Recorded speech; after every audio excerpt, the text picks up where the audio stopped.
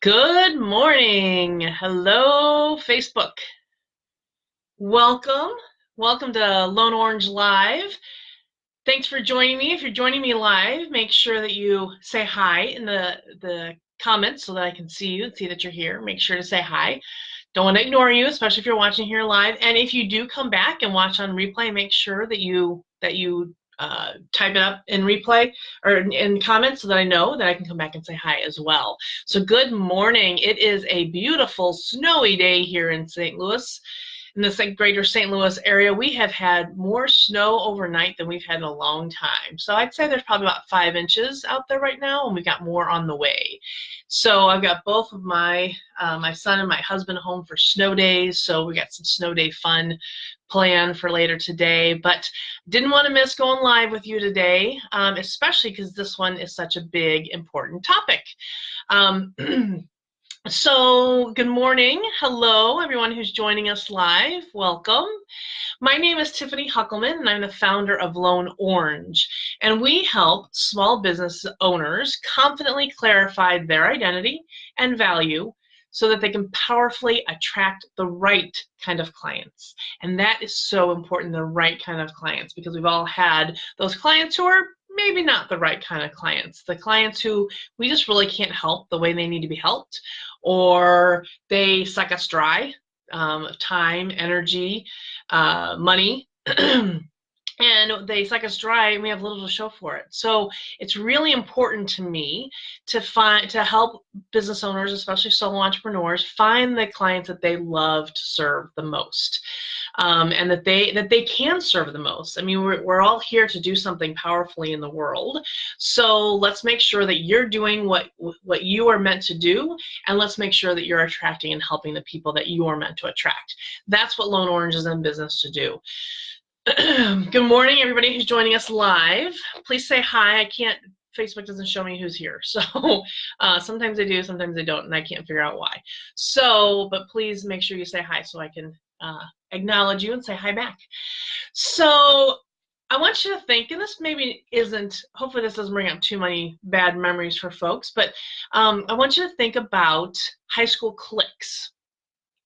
So think about, I mean, everybody, we all see them. In fact, I mean, even as an adult, you see cliques, whether they're intentionally exclusive or not. But in a clique, but high school is kind of, I guess, where it seems to me most profound. How you dressed, what you looked like, what you were interested in, how you behaved, what your personality, all of those things kind of dictated who your friends were, right? Like it's how you showed up in school you were the people that you attracted to be friends, hopefully attracted to be friends, but like attract like, right? So the jocks would be attracted to the other jocks. The smart people would be attracted to the smart people. The nerds would be attracted to the nerds. The I don't know, whatever other titles you want to put on there, I'm going to let you fill in those blanks. But like was attracted to like. And it's the same in your business. Think about, okay, before I do that, though, let's talk about the Breakfast Club. I was watching this not long ago, and I think it's a perfect example and kind of the perfect 80s study of societal cliques, right? Because there were people from all the different kind of normal cliques in the Breakfast Club detention center that day. But so if you think about, and what was interesting about that whole dynamic is that they were forced to be together and they became friends, or they learned about each other and had a greater appreciation and maybe even affection for each other. However, they admitted that once they got outside of those walls and outside of that day, they wouldn't be friends again because they wouldn't be able to break through those societal norms. So my only point, and we can go, I mean, that could be a whole nother series just on society and that kind of stuff. But my point being is that when that we, because of how we present ourselves, because how we show up in the world, we attract people that are similar to us. And so the exact same thing is in business. The message as a business owner, as a business, that you communicate, whether intentionally, whether overtly, whether covertly, you're going to attract people by that message, and you're going to repel people through that message. So in the business world, it's about marketing. Marketing is what attracts people to you and to your business. So what you do with your marketing will either attract the right clients or it won't. So then the question becomes, well, how do you know what the right marketing is? It seems like every business conversation I have with a group or individually, there's always a conversation about what should I do for marketing? What are new marketing ideas? How do I attract the right people? How do I break into the right areas? So how do you know what the right marketing is? Well, that is where branding comes in. Your branding is your pre-marketing. I want to say that again because this is super important. Your branding is your pre-marketing. You've got to do the branding work first, because you won't know what marketing you should do until you know who you are and who your perfect client is. So if you don't know who you are, and if you haven't done the branding work and you just start marketing, you can't clearly communicate who you are. And if you don't know who you are or who your perfect client is, they're not going to know you're even talking to them. They're not going to know they're your perfect client because they don't clearly understand what it is that you could do for them. So that's why the branding work is so important, and that's why I say branding is pre-marketing, because you have to do it before the marketing. It's the work, the branding is the work that you have to do so that you can clearly and compellingly communicate to your ideal client directly.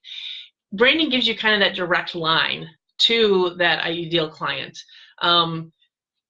Think about kind of that telephone game where you would have 2 tin cans and with a string in between, or styrofoam cups even I've seen, and you can be across the room and still hear that somebody's trying to communicate to you, even if you're whispering. That's what branding helps your marketing do. It helps create that line between you and your ideal client, right? So that's why branding is pre-marketing. That's why branding, the branding work is so important, so that you make sure that your marketing is actually effective and efficient. So what do you do about this? What do you do about it to figure out your brand and to figure out how to clearly communicate? First, you just got to spend some time thinking about who you are as a business. So think about things like, what are your values? What do you stand for? What kind of personality do you want to have? I mean, just like in the click example, everybody in each click had a personality that attracted to the others. So what kind of personality do you as a business do you want to have? What makes you different? And what is the main benefit of what you do?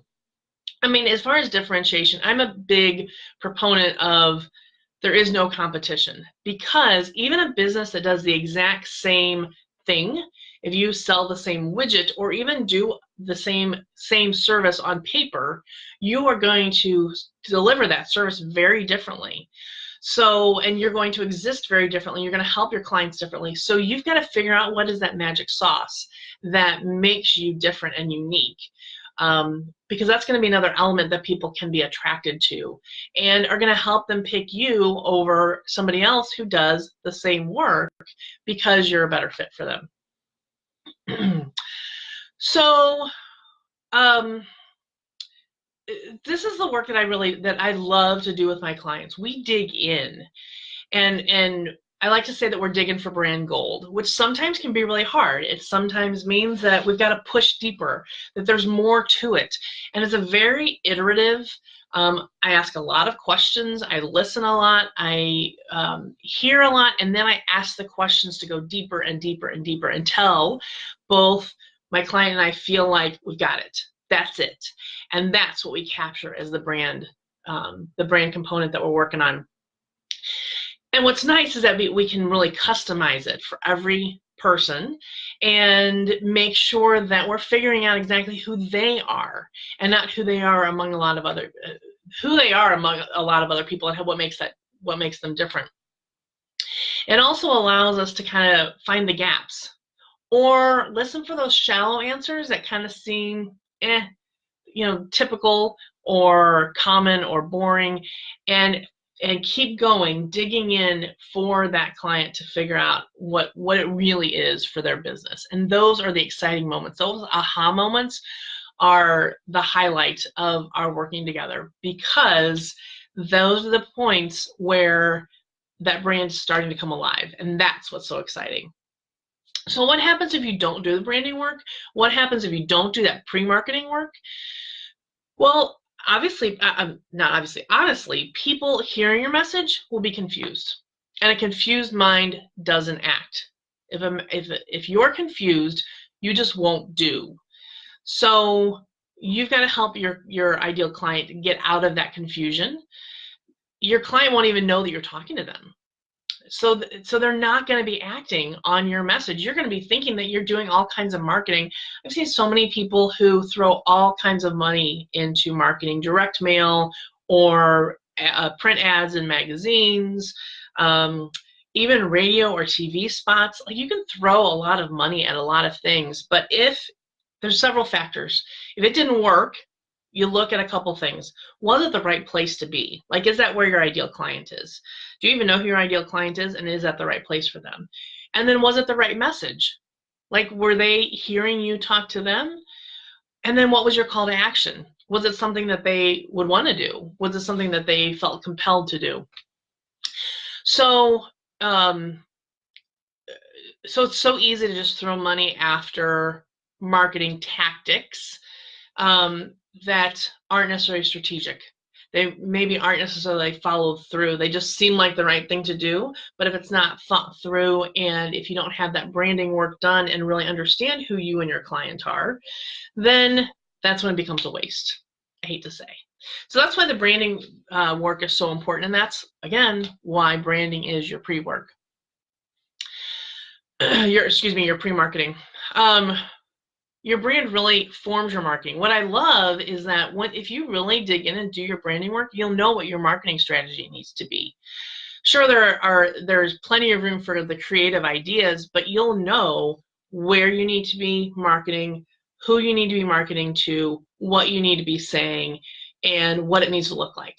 All of those things are formed by the branding work, by understanding who you are and who your ideal client are. So it becomes informed marketing instead of kind of spaghetti marketing. Throw the spaghetti against the wall and cross your fingers and hope it sticks. That's not great marketing. It's not strategic. It's not thought through. But marketing done after the branding work has been done and done well is informed marketing. So it's going to be a heck of a lot more effective, a heck of a lot more efficient, and probably cost you a lot less and give you a greater ROI. I had one client who went through the process with me, and when she came out at the other side, I talked to her a couple months afterwards, and she said, the most amazing thing happened. So she's in a networking group where she would get up and would share her story, and she'd done it for a while, and it was working for her. But she said what was really amazing is after digging in and doing this kind of work, she was able to explain to her referral partners better who she was looking for. So guess what? Those referral partners were now better equipped to know what she was looking for, watch out for it as they're out in the community, and then be able to share why she would be a good fit. So because of that, she was able to obviously attract better clients, but then she was able to the people who were already trying to help her, she was actually able to help them help her better, which was amazing. And she said not only did that give her a tremendous amount of confidence, but it gave her better referrals, referrals that were a much better fit for her business, not just any old referral that may or may not buy, that ended up wasting her time, but actual referrals who would turn into clients, and good clients. That's the power of what this branding work can do.